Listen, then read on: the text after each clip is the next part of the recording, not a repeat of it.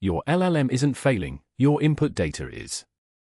If you are feeding models the raw, noisy HTML scraped from a busy website, you aren't prompting, you are drowning them in garbage. The sheer volume of irrelevant tags, scripts, and styling information overwhelms the context window. The model burns tokens trying to filter noise instead of generating signal. This is the fundamental bottleneck in scaling AI projects. You think you've solved the LLM problem, but you've just shifted the noise from the prompt to the ingestion layer. The solution isn't a bigger prompt or a more expensive model.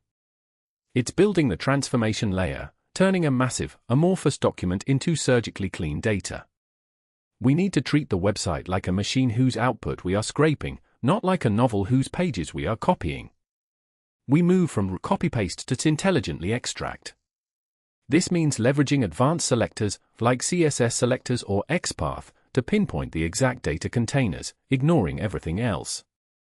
We don't just grab the text. We follow a three-step sequence: locate, isolate, and normalize. Step 1. Locate the parent container. Step 2. Drill down using child selectors to extract only the signals, the article body, not the comment section. Step 3 is normalization. This is where you enforce structure, converting messy paragraphs into bullet points, or tables into predictable array data. The output of this pipeline should never be a giant string of scraped text.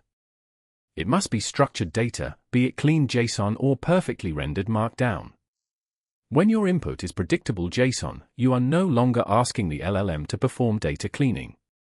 You are allowing it to focus entirely on reasoning. This shift, from unstructured input to structured prompt, is the difference between a fragile proof of concept and a production-grade, enterprise-level AI application.